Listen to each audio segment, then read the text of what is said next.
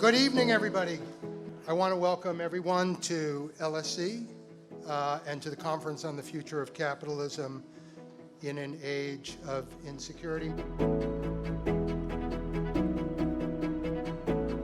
So the idea for the conference grew out of a series of conversations with colleagues here at the LSE and also beyond about the pressures and the cross-pressures buffeting liberal capitalist democracies today. And it's to that end that we convened a group of leading scholars, analysts, practitioners from different disciplines. The idea was to create an opportunity for direct, unmediated discussion across many different disciplines. We begin tonight, though, by considering the role of technological innovation and the challenges that we face in turning new technologies into good jobs and shared prosperity.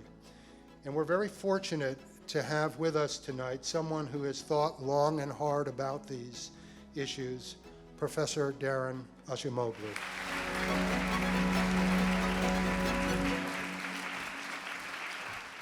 We are in the midst of a very consequential social and technological transformation, but some very important questions are not being asked.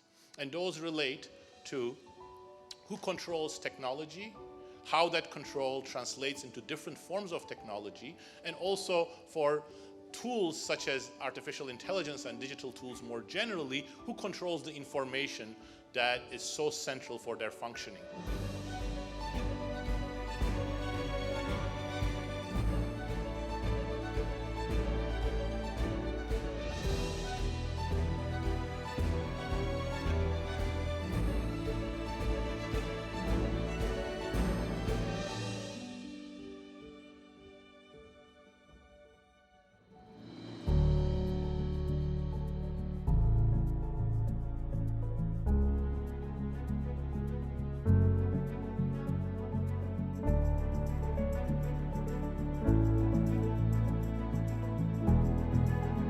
I think the importance of this particular set of issues really can't be overstated. One of the really interesting things about what people now call neoliberalism has been the capture of the phrase capitalism, as if that very narrow, very particular version of capitalism is what capitalism is, and anything that is not that very narrow particular version is somehow anti-capitalism or not capitalism.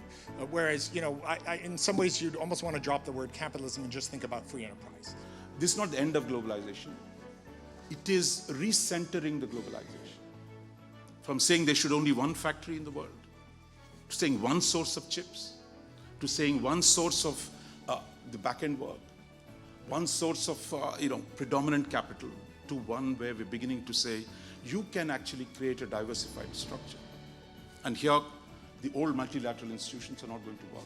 And I believe like-minded coalitions, cross-cutting coalitions between North and South, which are more likely to succeed rather than the familiar West versus non-Western institutions, because a lot of us in the non-Western world are prepared to work with the West, provided the West is prepared to engage on a mutually beneficial, productive basis.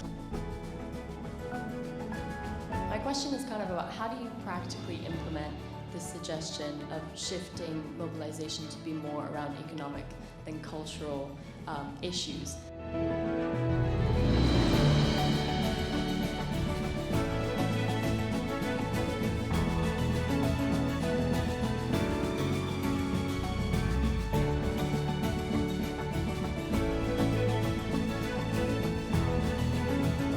Ideas without political champions, political parties, civil society organizations, those ideas can remain footnotes to history, right? They have to be championed by political actors and other actors if they're going to become actual policy outcomes. We know from economic history that changing technologies of work and production are tremendously important in the way in which capitalism works. It's going to be a question of how well our political institutions can respond to it, can plan around it, can in some ways even ideally anticipate some of its impacts. Certainly I think there is a problem at the WTO.